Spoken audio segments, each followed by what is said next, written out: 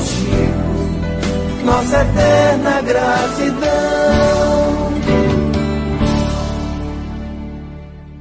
Não se deprima por ter sido intempestivo.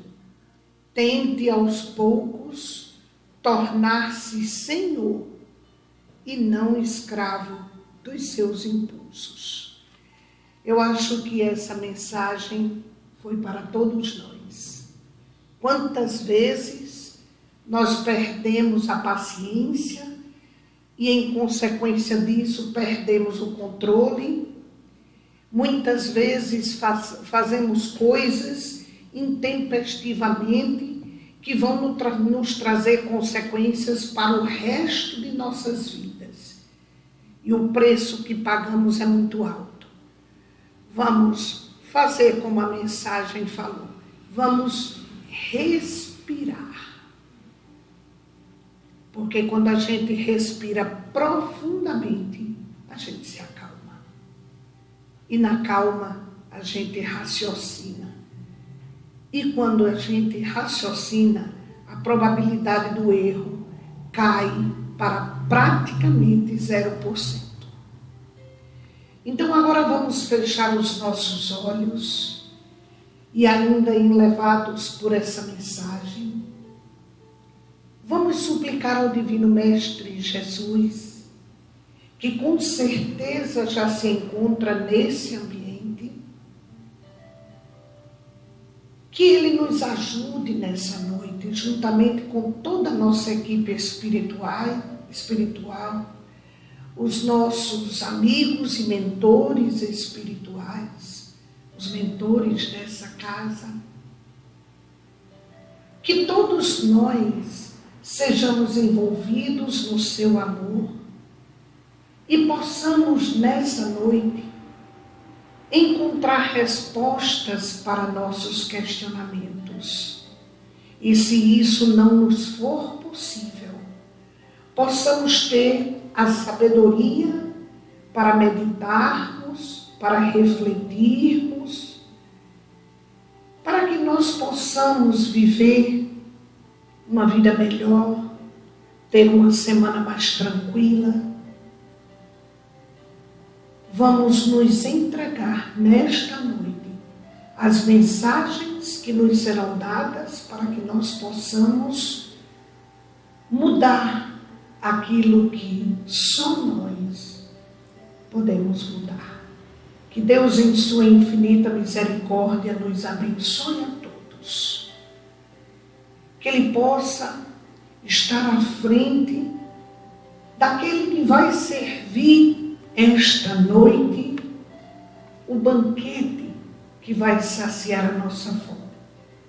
Que Deus, em sua infinita misericórdia, nos abençoe, nos ilumine, nos ampare e, como sempre, nos guie. Que assim seja.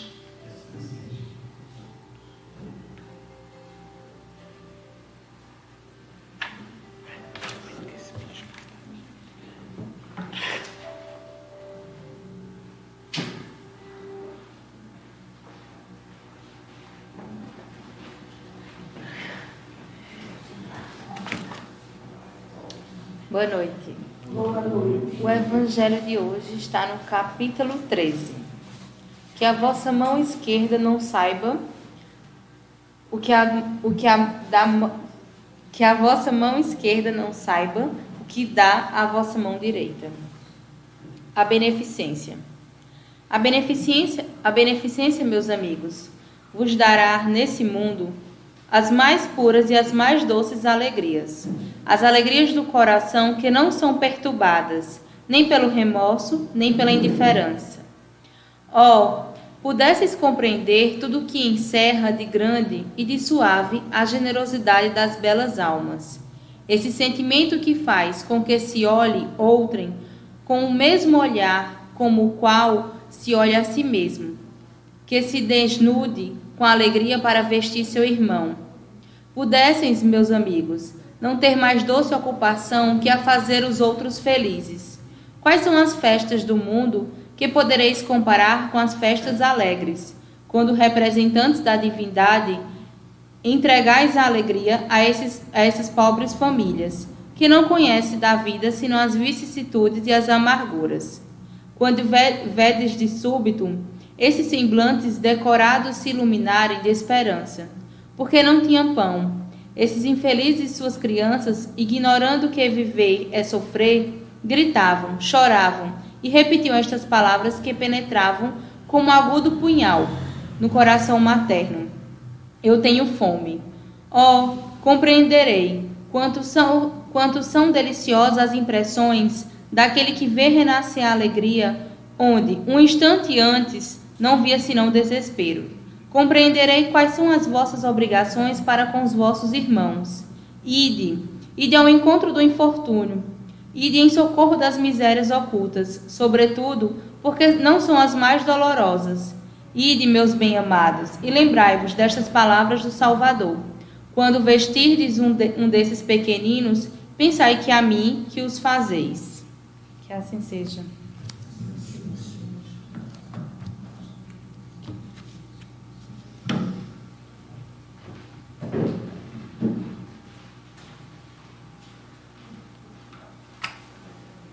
Uma boa noite a todos.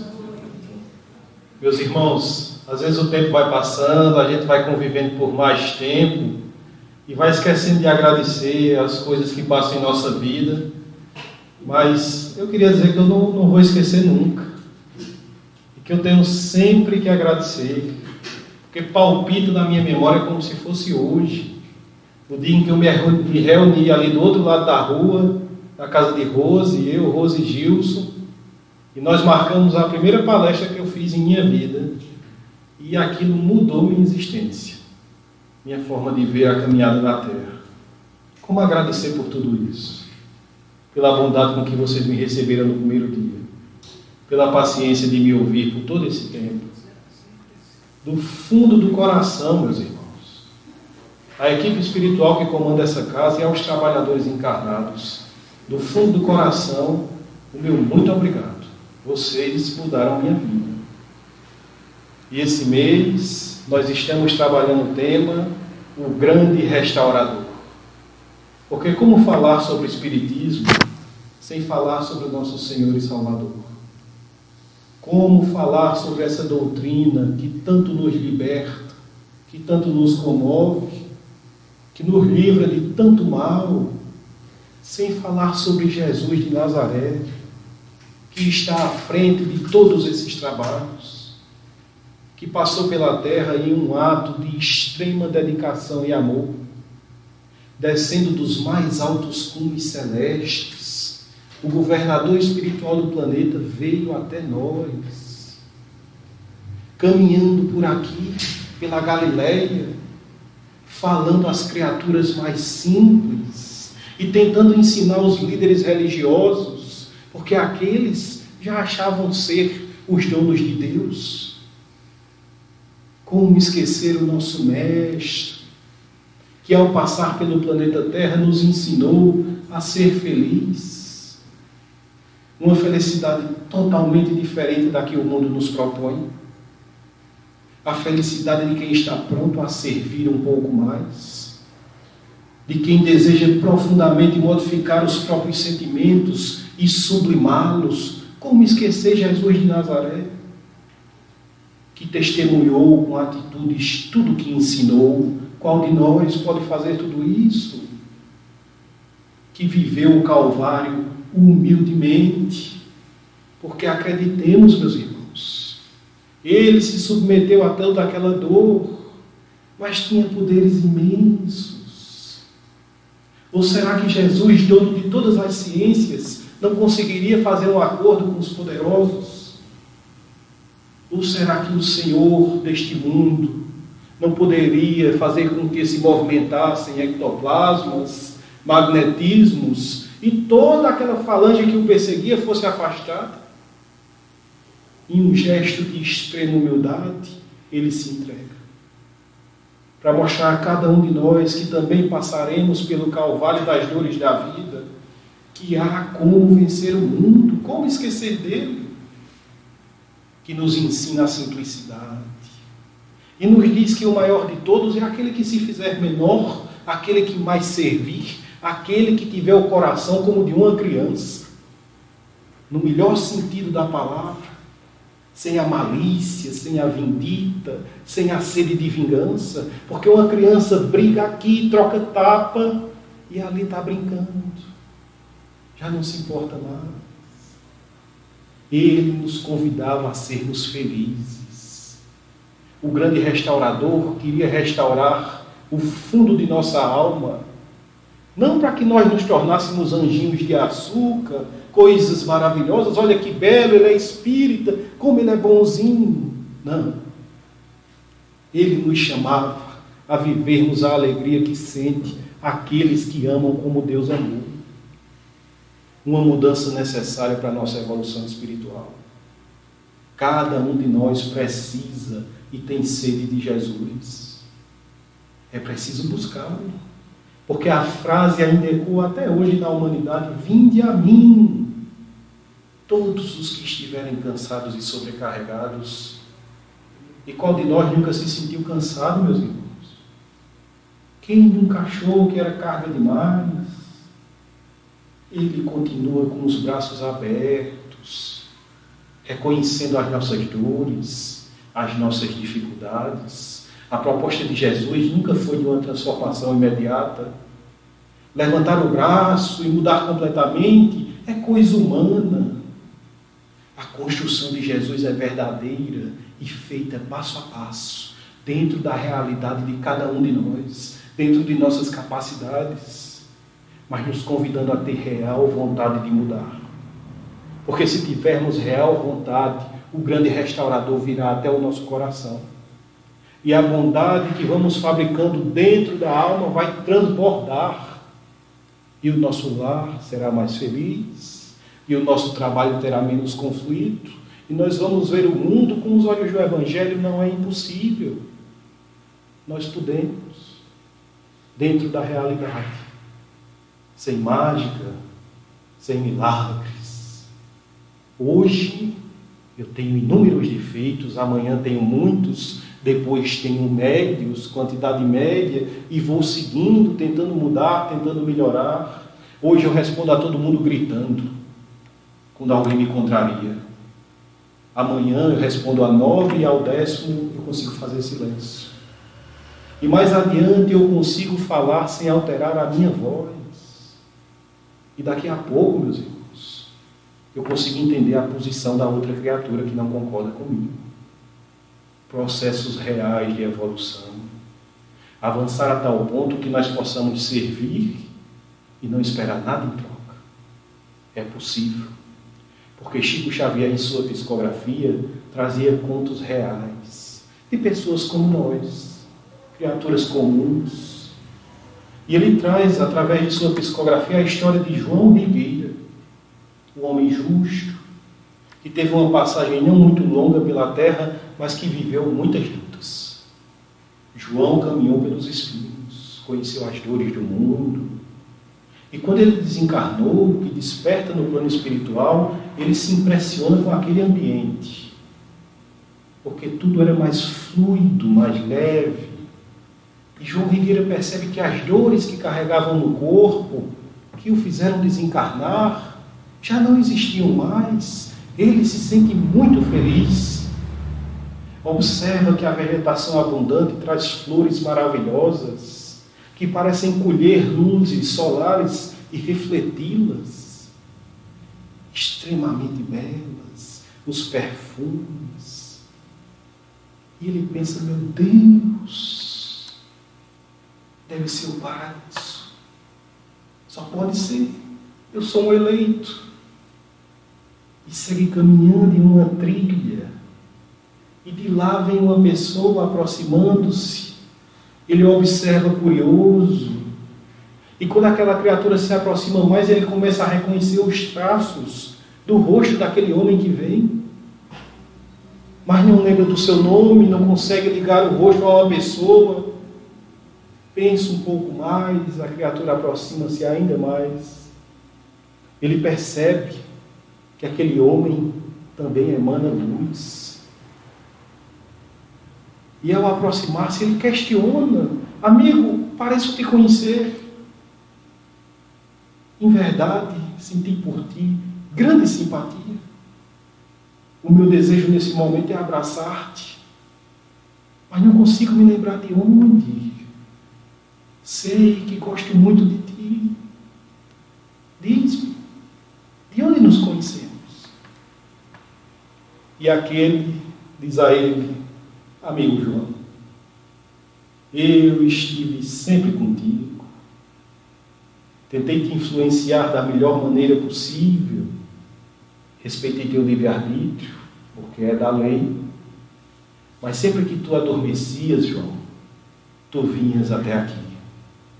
E nós conversávamos.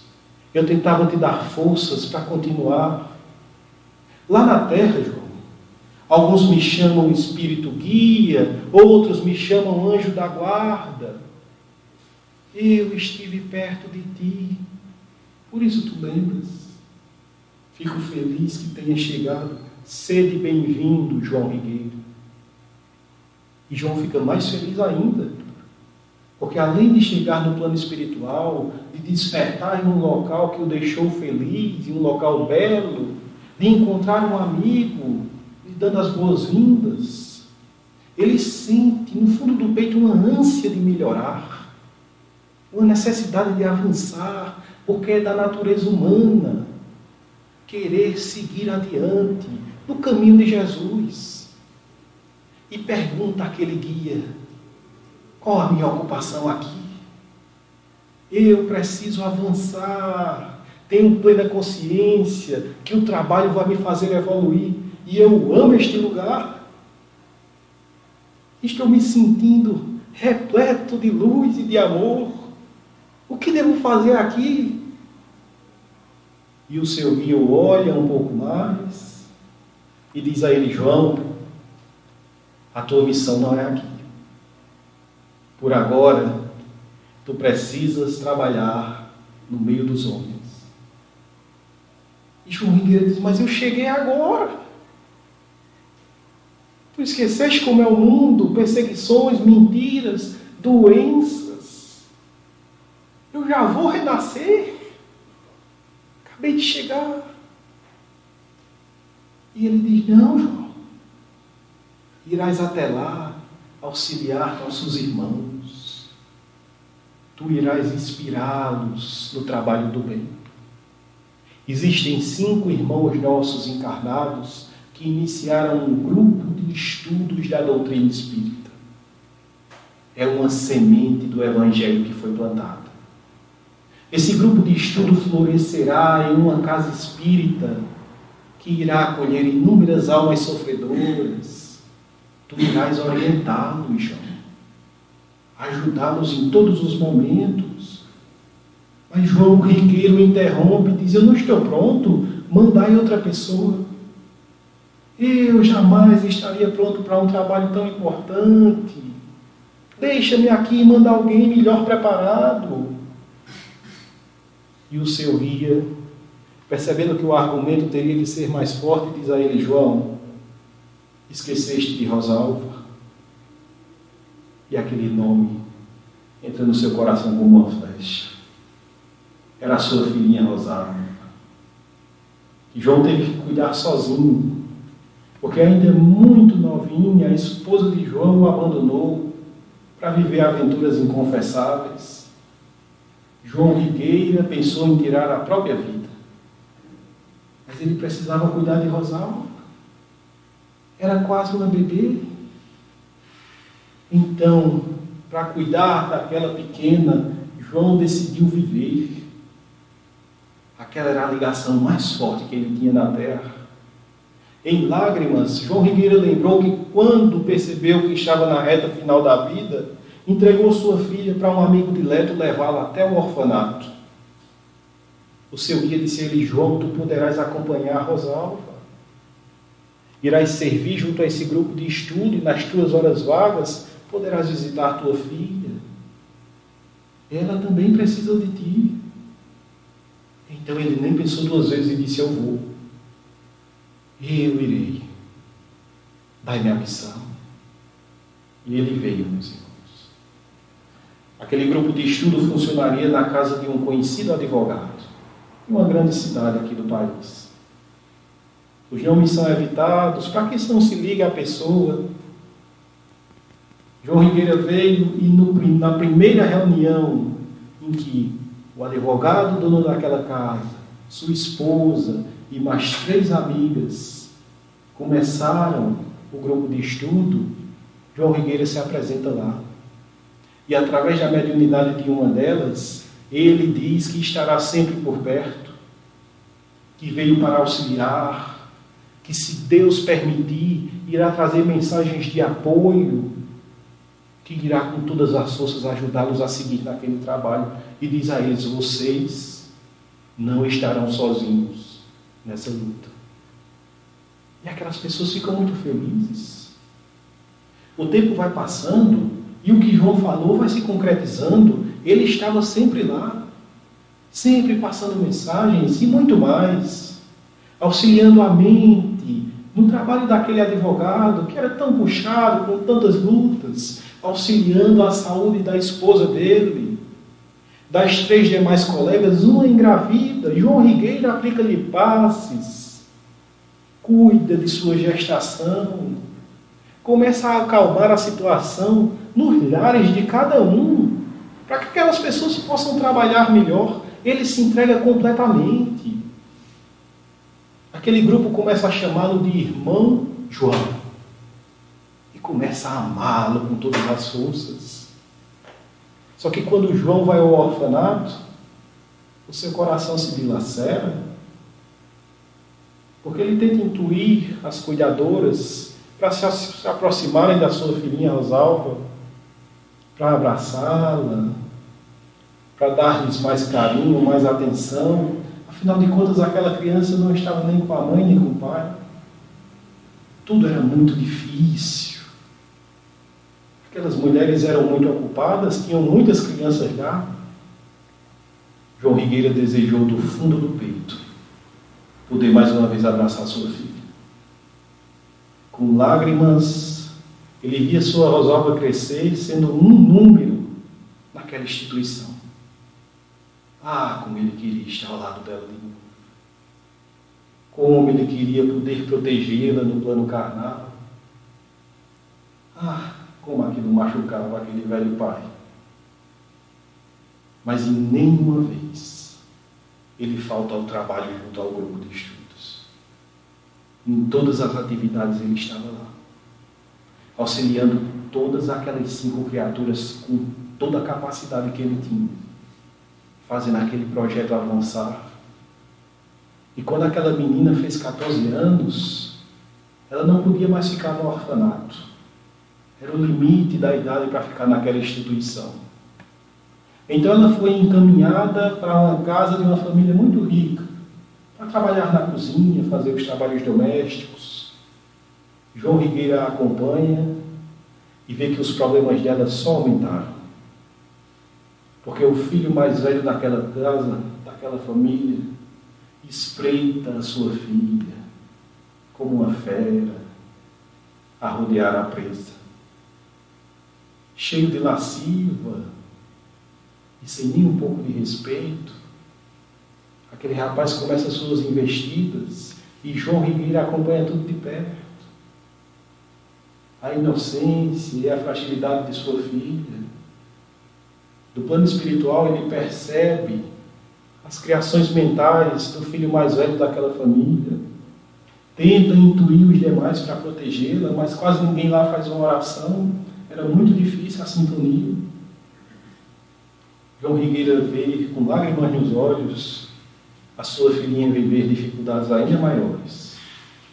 Os anos vão passando, e por não ter sucesso em suas investidas, o primogênito daquela família começa a se tornar mais agressivo, a injuriar a menina. João se divide entre apoiá-la e apoiar o estudo, o trabalho daquele grupo. Ele se vê aos pedaços, mas se apresenta aos estudantes da doutrina com pensamentos positivos, com mensagens do bem, sempre demonstrando força, vontade de servir. Mas um dia, tudo chegava ao limite. E João Rigueira tomou uma decisão. Aproxima-se ainda mais da sua filha Rosalva, que agora já contava 18 anos. E através de ligações mentais com a sua pequena, começa a intuí-la: não há mais como você ficar aqui. Busque outro trabalho, busque outro lugar. Não será mais possível. E aquela menina acredita que os pensamentos emanam de sua própria mente e sai de lá, teleguiada pelo Pai do plano espiritual. Caminhando pela rua, acredita que escolheu uma casa a esmo e toca na campainha. Era a casa daquele advogado, daquele grupo de estudos que João Rigueira tanto ajudava. E o coração do velho João Rigueira se encheu de esperança. Afinal de contas, meus irmãos, eles eram espíritas e estavam estudando o Evangelho à luz da doutrina espírita. Fora da caridade não há salvação. Caridade maior do que socorrer aquela moça. João acreditou. E quando ela tocou a campainha, 3 daquelas pessoas que lá estavam vieram. O dono da casa, o advogado, a sua esposa e mais uma que lá estava. E aquele advogado já veio aborrecido, sabe por quê? Estava muito perto da hora de estudar, de servir a Jesus, de ler o Evangelho, estava muito perto de começar a reunião e as pessoas incomodando na campainha. Eles já abrem a porta um tanto quanto aborrecidos.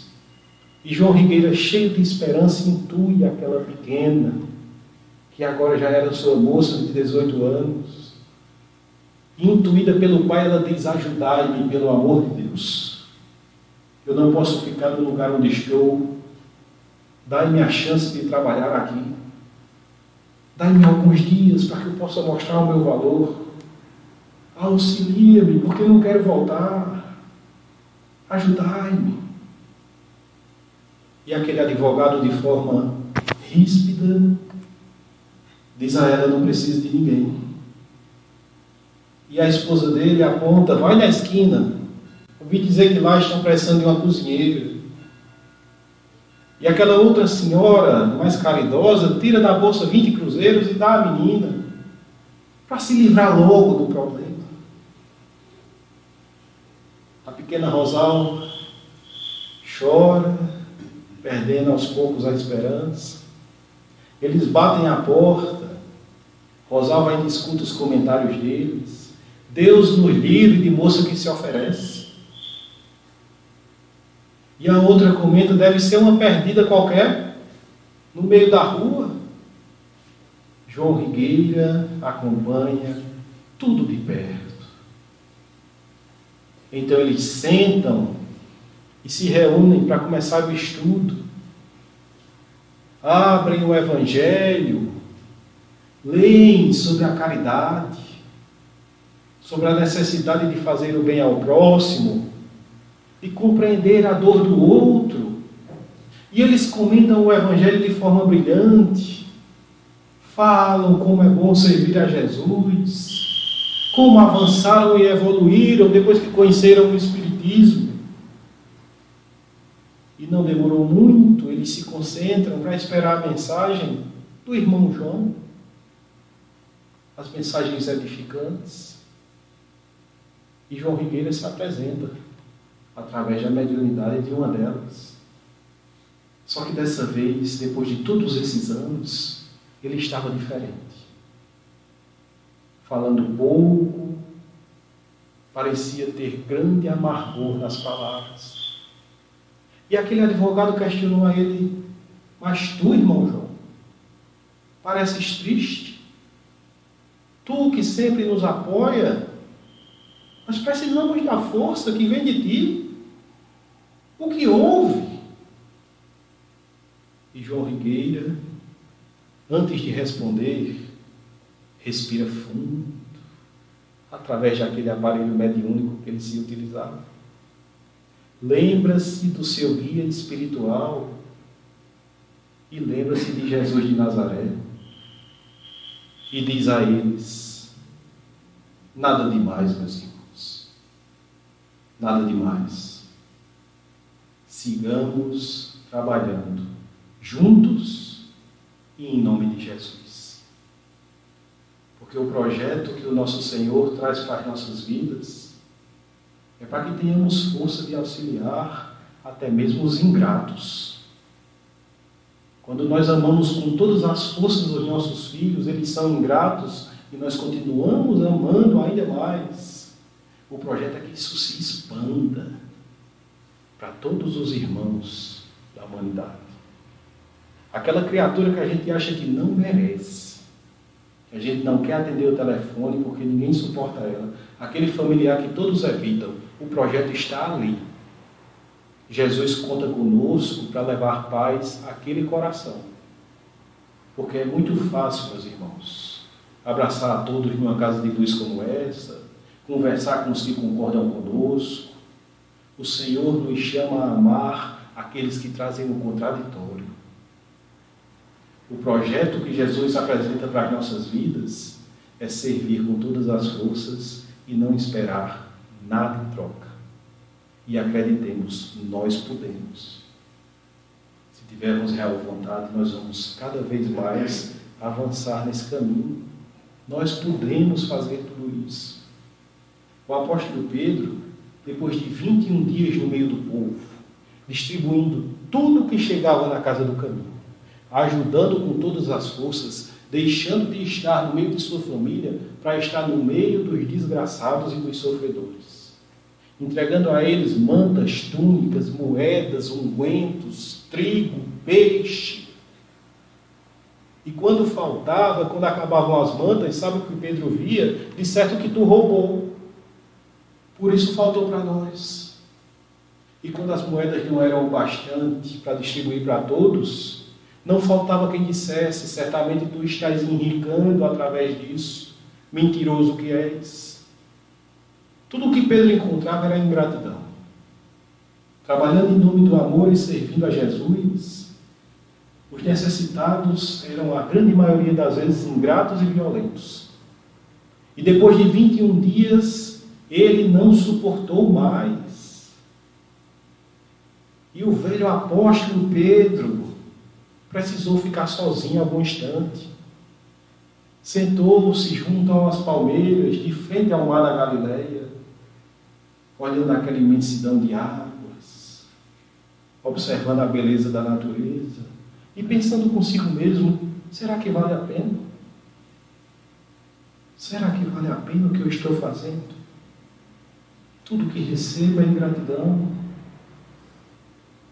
E Pedro sentiu-se profundamente triste, mas não demorou muito, e como de costume ele entra em oração e começa a sentir uma presença do seu lado direito.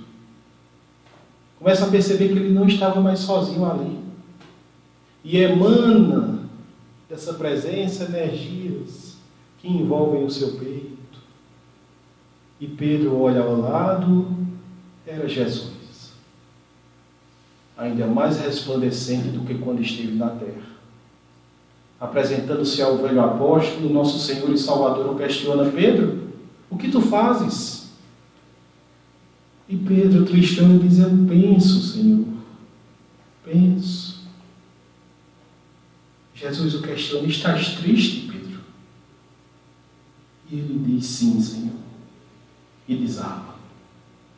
Em lágrimas, aquele velho homem acostumado às dores do mundo desaba diante de Jesus e diz: eles me chamam de ladrão, mestre. Ajuda a todos eles me chamam de ladrão. E Jesus o diz: Pedro, mas se tua consciência está em paz, qual é o problema? E Pedro diz: Senhor, 21 dias no meio do povo é pior do que 20 anos na barca, mestre. Eles são ingratos. E quando nós distribuímos tudo que vem para a mão daquelas criaturas, eles acusam-nos de estar desviando os bens. Alguns são beneficiados lá e vão para o meio do povo jogar o nosso nome na lama. Eles dizem constantemente, Senhor, que eu fico com as moedas. Eu trabalho em nome do amor e tudo que recebo é ingratidão. E Jesus, calmamente, questiona ele: Pedro, quem te deu as moedas? Joana de Cusa, Senhor, a esposa do intendente de Antípolis, que nunca esquece dos necessitados. E quem te deu as túnicas, Pedro?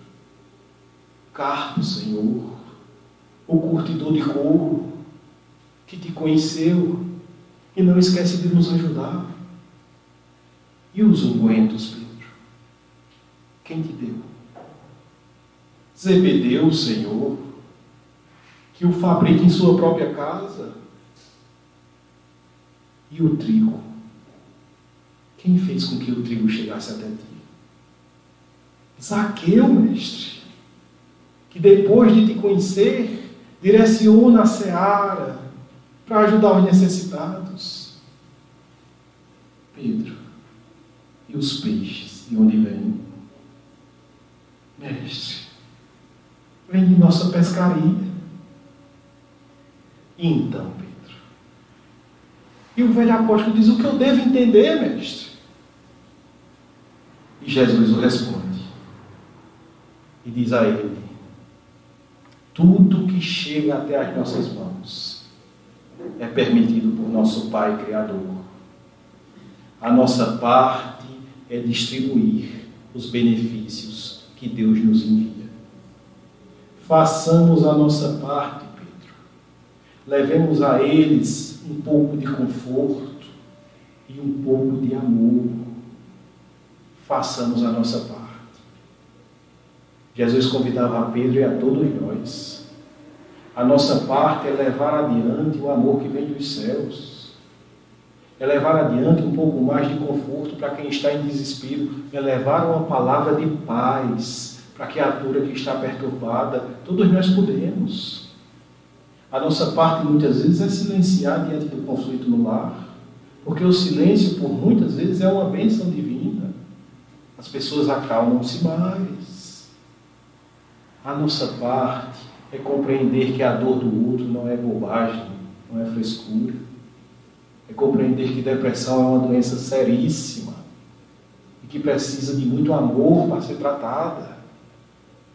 É compreender, meus irmãos, que nós não temos o direito de julgar ninguém. Porque cada criatura que caminha na terra tem sua história e suas lutas. Quem somos nós? A nossa parte é levar o amor. E levando o amor adiante, nós seremos felizes. Porque o Divino Restaurador virá conosco. Sempre. Sempre que nos fizermos ferramenta do bem, não duvidemos. Anjos vêm dos mais altos céus para iluminar a nossa mente, para fazer com que tudo funcione. Se tivermos boa intenção, a intenção de ajudar o próximo, a intenção de alimentar os esfomeados, de dar cobertura ao povo nesse frio, anjos do Senhor formam um grupo de encarnados e vai funcionar. A nossa parte é levar o amor, sem esperar nada em troca. É buscar essa felicidade real, que sublima os sentimentos das criaturas e que muda profundamente cada um de nós. É a nossa parte. É o que nós podemos fazer, meus irmãos. Se tivermos real vontade, nós conseguiremos. Mas não tenhamos dúvida disso. Que toda vez que despertarmos para o trabalho do bem, o Senhor vai nos auxiliar nessa mudança. Nessa reforma bendita que ilumina o interior. Nós podemos fazer muito pelo próximo. Exercitando perdão, levando compreensão, tendo a palavra de paz. Esquecendo completamente o julgamento dos equívocos dos outros. Porque já na época de Jesus, as pessoas eram muito boas em julgar a queda do próximo. Não haviam, nem de longe, tribunais justos que se aproximassem da justiça dos céus. Os julgamentos eram tendenciosos e desequilibrados, E quando aquela mulher foi arrastada para o meio do povo, em que eles gritavam para matar a adúltera, e que alguns já traziam pedras na mão e o olhar acelvajado, prontos para executar aquela criatura, foi um choque muito grande, porque Jesus não a condena à morte, nem tampouco aprova a sua queda moral. Chama as criaturas que lá estavam a uma reflexão, porque muitos daqueles que estavam com a pedra na mão, prontos para assassiná-la, cometiam o mesmo crime.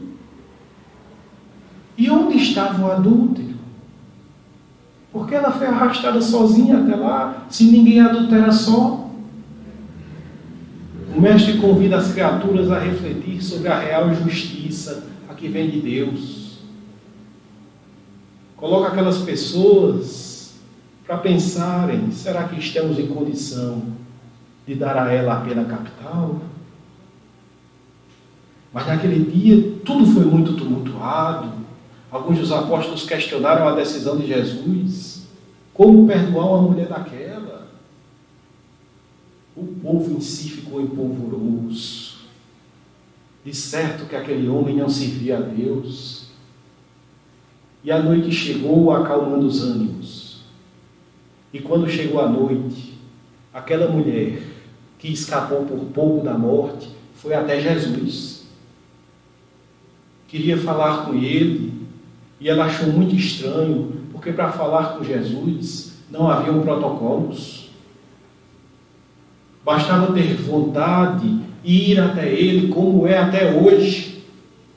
Para falar com Jesus, basta que tenhamos vontade real e ele vai nos ouvir. Ele vai nos ouvir, não tenhamos dúvida disso. Então aquela que quase perdeu a vida, quase morria apedrejada, vai até ele e diz: perdoa-me por tirar a tua paz. E Jesus a responde: a paz é um atributo dos corações que cumprem o seu dever. Fala, eu quero te ouvir.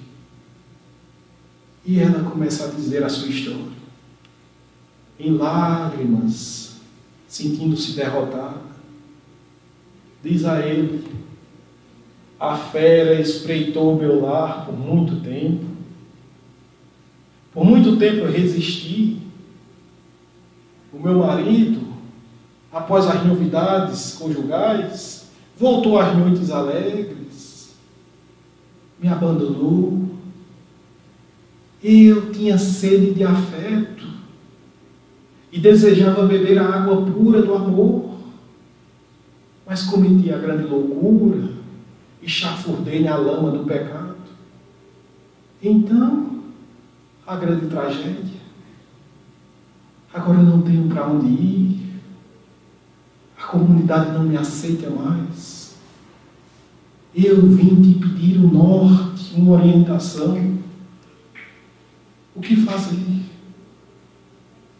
E Jesus a responde: toda criatura que levanta-se após a queda recebe o auxílio do mais alto. Utiliza-te do teu arrependimento para reconstruir a tua vida. Vai e direciona o teu amor aos que não têm mais ninguém por eles. A loucura e os equívocos do teu marido não justificam a tua queda.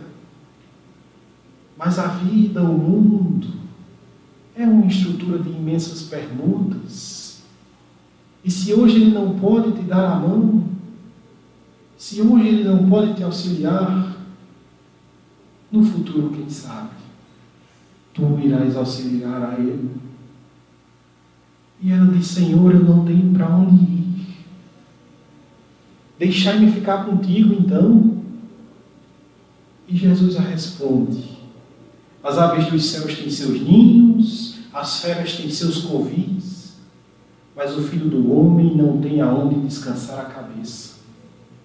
E caminha rumo ao infinito, sob a abóbada estrelada.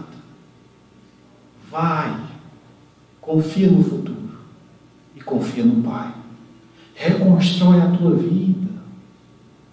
As pessoas têm a memória muito boa para lembrar das quedas dos irmãos. E esquecem muito rápido os benefícios que a criatura faz.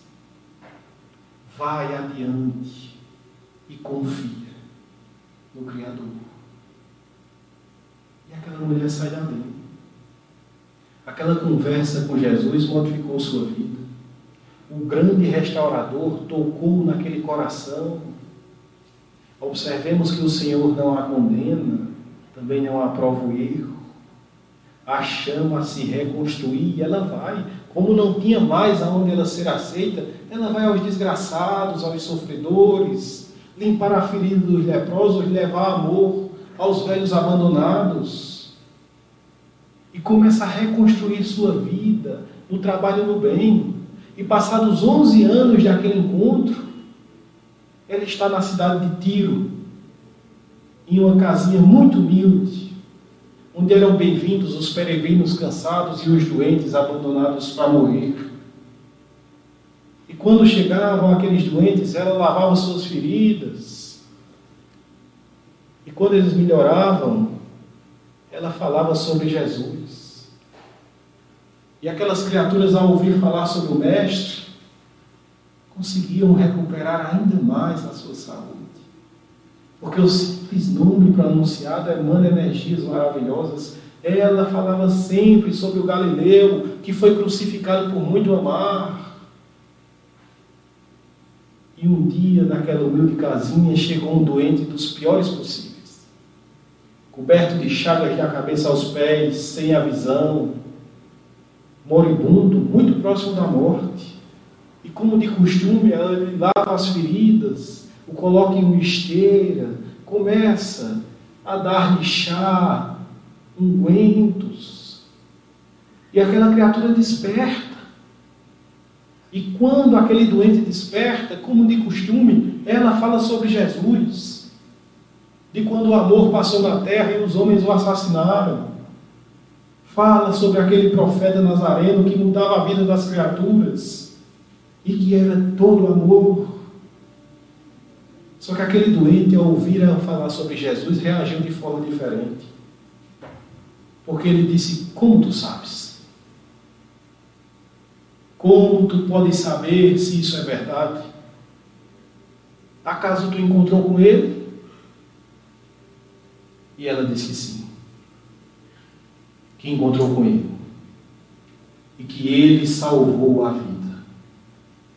Que modificou sua existência com algumas palavras. E que através dele encontrou o verdadeiro amor. E ela percebe que aquele homem começa a chorar. E ele diz: eu também o encontrei. Só que eu não soube aproveitar aquele momento.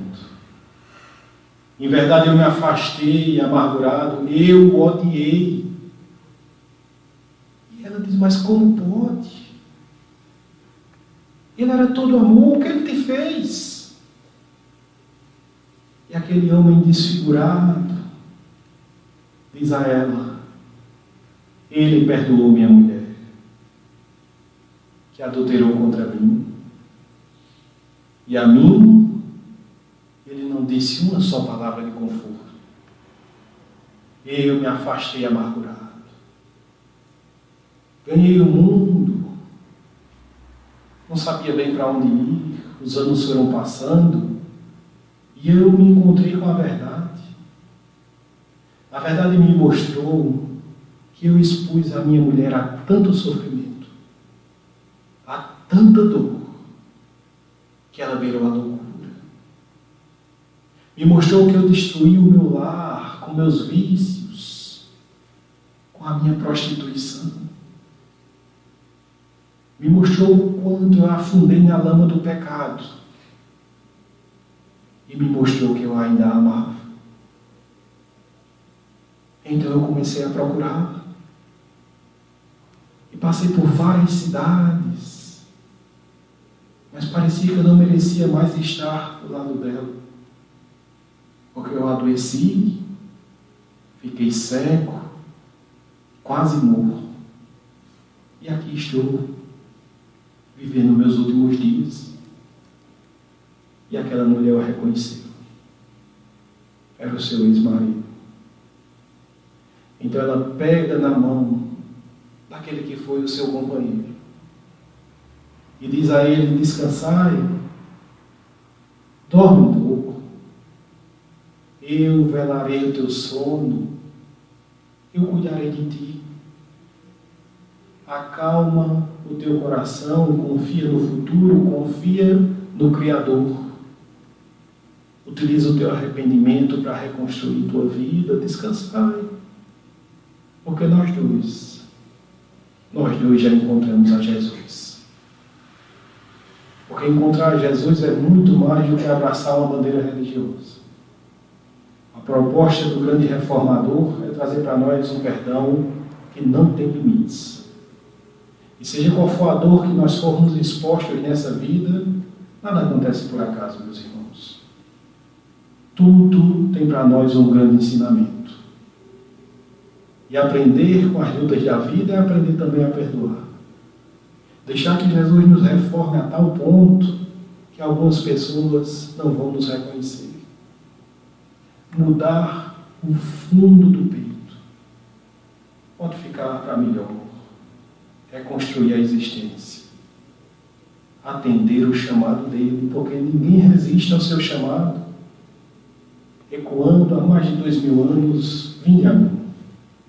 Todos vós que estão cansados e sobrecarregados, e eu os aliviarei.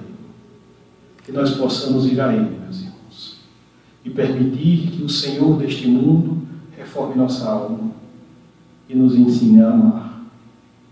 E por todo o amor que sempre circula nessa casa de luz, pela ligação que tivemos em nossos corações, que eu espero nunca se desfazer, pela alegria de reencontrar os amigos que aqui trabalham, eu gostaria de agradecer.